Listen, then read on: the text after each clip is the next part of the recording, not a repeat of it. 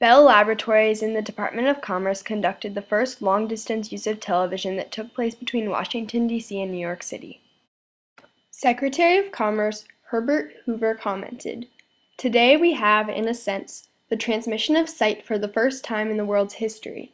Human genius has now destroyed the impediment of distance in a new respect, and in a manner hitherto unknown." In 1921, Philo Farnsworth was 14 working on his father's Idaho farm. By mowing hay in rows, he realized that an electron beam could scan a picture in horizontal lines, reproducing the image almost immediately. What 14-year-old Farnsworth realized with his tractor was that a beam of electrons could paint a picture finer and faster than a spinning disc. And it could be done with a cathode ray tube. A cathode ray tube is a glass tube with all the air pumped out of it. But it was discovered that if you ran electricity through one end, through a filament at one end of this vacuum tube, that electrons would flow from one end to the other. And that's when you have a cathode ray tube. That's called the cathode ray, that ray of electrons. The cathode ray tube fired electricity 1 pixel at a time, causing a special coating on the tube to glow. A lot of electricity created a bright spot. A little electricity, a dark spot. The cathode ray tube could paint a picture in a 1/30th of a second, fast enough to create fluid motion. During this time, Vladimir Zworykin was a Russian immigrant who designed a camera that focused an image through a lens onto an array of photoelectric cells covering the end of a tube. This would be scanned, line by line, with an electron beam and transmitted to a cathode ray tube. Farnsworth's image dissector used an anode finger to scan the picture. Magnetic coils sprayed the electrons emitted from the electrical image to the aperture, turning them into electric current. He applied for a patent, but it didn't go through due to financial and design challenges. 2 companies bought a license to make systems based on his ideas. They saw him as a competitor. Development of the television was halted by World War II, and after it, there was great controversy between companies using Farnsworth's ideas versus Zworykin's. And the final decision? The father of the modern television, Philo Farnsworth. In 1928, the Federal Radio Commission issues the first television station license to Charles Jenkins.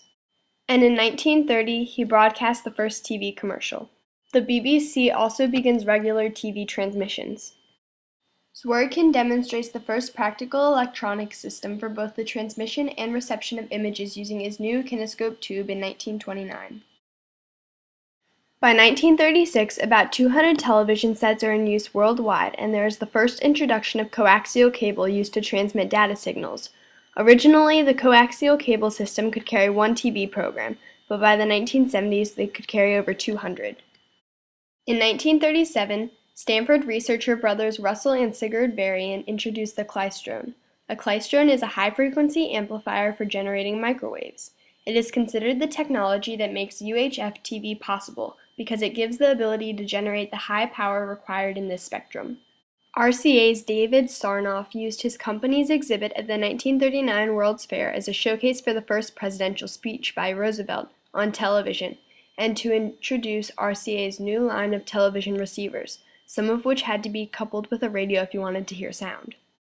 In 1940, Peter Goldmark invents a 343-line resolution color television system, which produced colored pictures by having a red, blue, green wheel spin in front of a cathode ray tube. Although this mechanical system was eventually replaced by an electronic one, he is recognized as the first to introduce a broadcasting color TV system.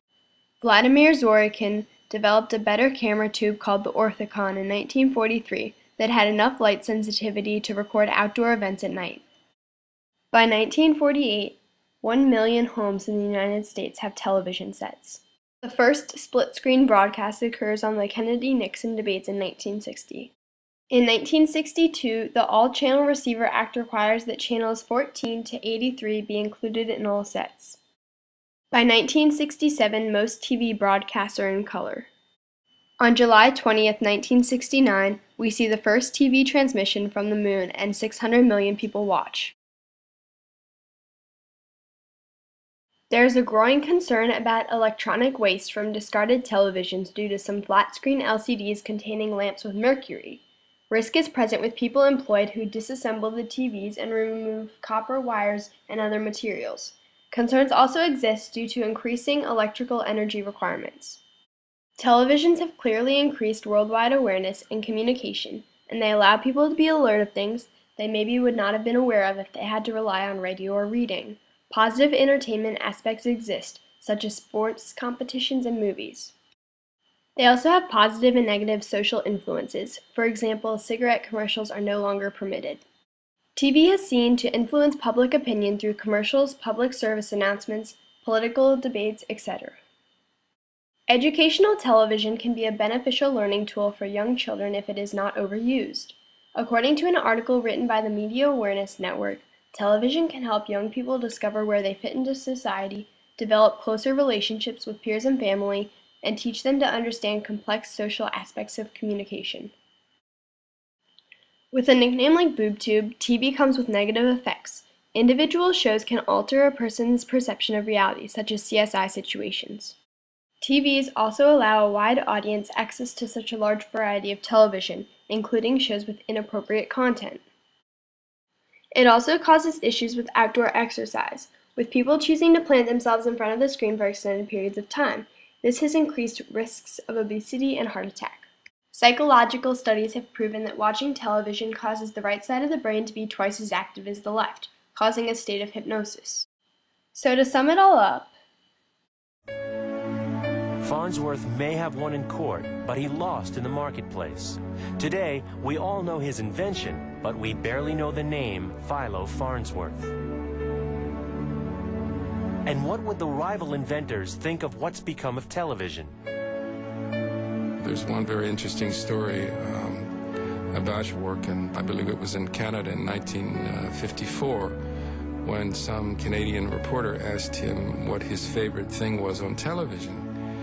And he always had a very pronounced Russian accent to the end of his life. He said, "Das Switch." And the man said, "I beg your pardon?" He said, "Das Switch, to turn the damn thing off." He was very saddened that television didn't realize its potential. But in July of 1969, Farnsworth and his wife sat in their home in Salt Lake City, and they watched Neil Armstrong set foot on the moon. And he turned to his wife and he said, "This has made it all worthwhile."